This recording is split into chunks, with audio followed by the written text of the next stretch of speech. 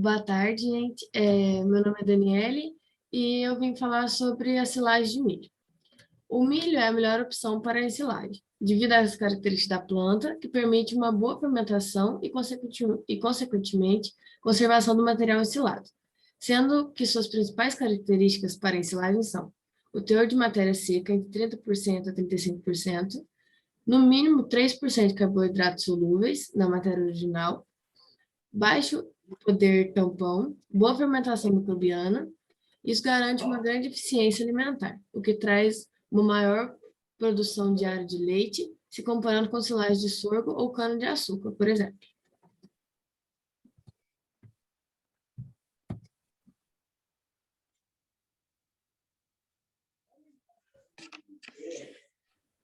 Boa tarde, gente. O que eu coloquei, a foto que eu tirei é de uma leguminosa. Aí na foto ela tá bem curtinha, mas esse terreno ele sempre cresce, só que os donos eles sempre deixam bem aparadinhos porque não tem a necessidade ali de deixar alto.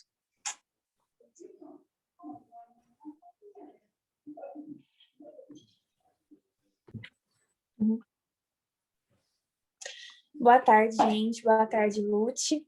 A gente vai falar sobre o artigo de plantas forrageiras para pasto de alta produtividade. Sou Maria Eduarda, do quarto período. Pode passar. Então, a introdução, que é a importância dos pastos para a alimentação dos ruminantes. O pasto é a principal fonte de alimento, com o número necessário de fibras, oferecendo os nutrientes desejados para o bom desempenho dos animais. É bom que haja um bom planejamento de pastagem para ter um bom retorno. Um exemplo deles é o combate às pragas, terrenos mais íngremes, o combate às plantas invasoras, o manejo adequado da pastagem e do pastejo. Um fator importante é que quanto maior a utilização de plantas forrageiras, maior é a produtividade dos animais. Pode passar. Vamos lá. Características desejáveis para as pastagens. É recomendado que a pastagem seja em área plana, para evitar o desgaste físico do animal. Os solos devem ter pouca pedregosidade e também são necessárias áreas de sombra, como a árvore, que é a sombra natural, né? Ou construção de currais, para que tenha sempre uma sombra para o bem-estar deles. E fatores a serem considerados na produção das plantas forrageiras. É o manejo das pastagens e do pastejo. No meio da pastagem, é importante observar os princípios básicos da produção animal, que é o crescimento e a utilização da planta forrageira. Já o manejo do pastejo é a forma adequada para a utilização do método de pastagem que foi escolhida. É importante escolher a planta forrageira de acordo com o solo do pasto. E também é muito importante ressaltar que o manejo correto do solo é responsável por 50% dos ganhos obtidos na produtividade. Então, é importante cuidar bem disso. Pode passar. Plantas forrageiras utilizadas em pastagens. As principais são as gramíneas e as leguminosas. Vou falar um pouquinho sobre as gramíneas. São plantas que possuem flores, como gramas, capins ou relvas. São consideradas plantas perenes, ou seja, são capazes de rebrotar após a morte. São de alta produção de massa seca. As principais espécies são estoníferas, adaptam-se a um grande tipo de solos, não apresentam problemas limitantes de doenças ao seu crescimento e é bem distribuído durante a maior parte do ano. Agora eu vou falar das leguminosas. Elas são volumosas de alto valor proteico. Ela aumenta a disponibilidade de nitrogênio, melhorando a fertilização do solo. Produzem sementes dentro de estruturas denominadas de vagem. Apresentam a capacidade de estabelecer associação simbiótica com bactérias. Agora eu vou falar dos tipos de pastagens. Tem as plantas forrageiras perenes, né?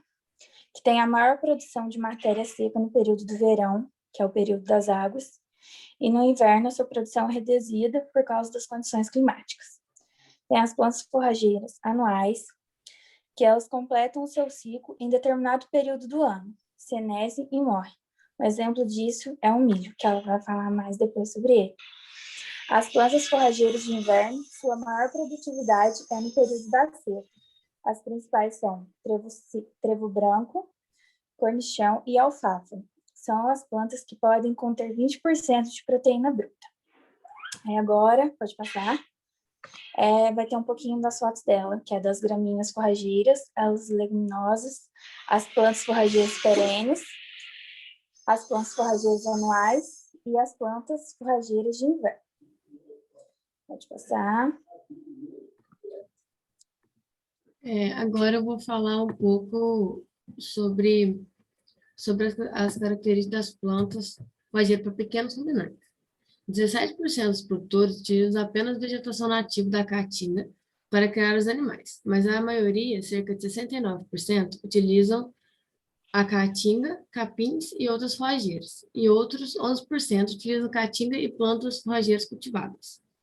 Existem diversos sistemas agroecológicos para a criação de caprinos e os mesmos englobam grande variedade de tipos de criação, suporte forrageiro, estrutura de apoio, material genético, entre outros aspectos.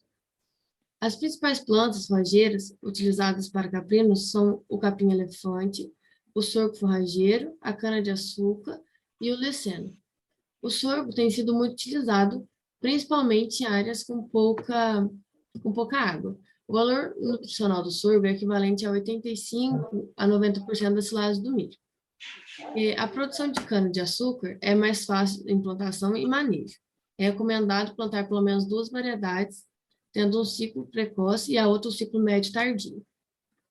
O capim-aruana é uma das alternativas que apresentam melhores resultados, pois os ovinos têm preferência em se alimentar no topo das plantas. Outras forrageiras interessantes é o capim Tanzânia, parece o capim aruano, só que são indicados para melhor controle de verminoses e ganham em desempenho. E agora eu vou falar um pouco das características das forrageiras para equinos. As forrageiras mais indicadas para equinos são Tifton 85, e esse jeans que chegou agora, recentemente, no Brasil. E é bom reservar áreas planas para os equinos, como baixada, pois a fertilidade do solo nessas áreas é maior, assim atendendo melhor as necessidades das forrageiras, e os equinos também preferem esses lugares. Nunca se deve dar apenas concentrado para equinos. Eles têm a necessidade de volumosos, eles são muito suscetíveis a acidentes digestivos. Assim, devemos evitar a sobrecarga alimentar, que pode causar cólica animal. Eu vou falar sobre as forrageiras para búfalos. Atualmente, os búfalos têm sido criados em sistema extensivo, utilizado pastos nativos ou cultivados, como sistema de produção de leite a pasto. Tem sido muito predominante a necessidade de suplementação de volumosos, como a cana-de-açúcar, capineiras e silagens, porque ele não consegue se manter somente no pasto por conta do leite e tudo mais, então tem que ter um volumoso. E para a criação de búfalos, recomendam-se forrageiros de hábitos de crescimento cespitoso, que é tipo tufos, que nascem tufos, essas coisas, como o pânico e a braquiária decumbens, que é a braquiária normal, e desde que não seja um lugar inundado, porque elas não conseguem se adaptar. Aí, como por um tempo a criação do búfalo ocorre em áreas inundadas, as forrageiras que têm melhor condição para adequar é a quicuia da Amazônia, o capim Angola, o capim mimoso de talo e entre outros. Aqui eu vou mostrar um pouco. Esse aqui é o que é indicado para pequenos ruminantes e búfalos. Aqui é para búfalos. Aqui eu estou mostrando o pasto que os cavalos mais gostam, que são plano, são baixadas, né? E aqui são esse capim que o equino prefere, que também para ele é melhor. E aqui eu vou falar sobre a ensilagem. A ensilagem é um método de conservação de forragens que compreende os processos de colheita, picagem, transporte, compactação e armazenamento. Existem vários fatores que podem levar a uma silagem ruim. Alguns deles são diferença entre plantas, composição química, estágio de maturação da planta, tamanho das partículas, tempo de exposição ao ar antes e depois da ensilagem, entre outros fatores. E para que ocorra uma maneira satisfatória, precisamos ver quais plantas forrageiras apresentam algumas características importantes, como adequado nível de substratos fermentáveis na forma de carboidratos solúveis, relativamente baixa a capacidade de tampão e o teor de matéria seca, acima de 30 a 30%. Quanto mais rápido esse processo acontecer, melhor será a qualidade da silagem. E a silagem do milho, o milho é o ZA, é o espaço mais utilizado de forrageiro para essa finalidade, que no caso é a finalidade de ensilar. Agora eu vou falar então da silagem de sorgo. O sorgo tem como característica atingir grande produção de massa em lugares de baixa fertilidade. Existem vários tipos de sorgos, entre eles os graníferos, sacarinos e forrageiro. O sorgo vem tendo uma grande procura, pois tem altas produções por hectare, maior tolerância de pragas, maior amplitude na época de plantio, utilização da rebrota, bom valor nutricional, tolerância de déficits hídricos. Pode passar. Aí aqui tem a foto da ensilagem que ela falou, a silagem de milho e a silagem de sorgo. Pode passar.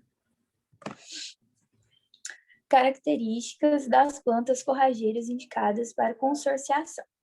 É uma prática que utiliza mais de uma planta na mesma área, com o intuito de aumentar o rendimento, com maior aproveitamento do solo. As espécies mais utilizadas para essa consorciação são as araches, leucaena, entre outros. É necessário também avaliar as diferenças morfológicas e fisiológicas para ver qual vai ser mais eficiente naquele momento, no lugar. As gramíneas, elas crescem mais rápido e elas podem ser mais agressivas. Já as leguminosas demoram um pouco mais para crescer e estão relacionadas ao maior ganho de peso animal e na recuperação de áreas degradadas. Agora, as características das plantas forrageiras para métodos de pastejo. Características das plantas forrageiras para lotação rotacionada. O pastejo rotacionado deve ser adotado para plantas que precisam de descanso. Algumas delas são a setaria e a panicum. As características das plantas forrageiras para a lotação contínua. O manejo de pastejo é através de lotação contínua e é um método que os animais têm acesso a todo o pasto sem restrições, sem subdivisões em piquetes. E para a lotação contínua, a braquiarinha e as gramíneas como o tifon e a grama estrela. E características. Agora eu vou falar sobre as características das plantas forrageiras indicadas para... É um pasto que é exclusivo para bezerros. Assim, ele pode ser definido de duas formas. A área que é exclusivo só para bezerros e o outro sistema que é rotacionado. Só que os bezerros têm acesso primeiro que as vacas a esse pasto. E são recomendadas forrageiras com alto valor nutritivo, como o Tifton 85, Maçai, amendoim forrageiro, entre outros. Aí aqui é a setária que ela falou, o Tifton 85, o amendoim forrageiro e a grama estrela. As considerações finais. O correto manejo das pastagens é fundamental para garantir oferta de alimento de qualidade e em quantidades suficientes para atender a exigência dos animais. Muitos são os fatores que contribuem para pastos de alta produtividade, sendo esses relacionados às características do solo, da forragem, do clima da região e também ao hábito de pastagem dos animais. Obrigada, gente. Obrigada.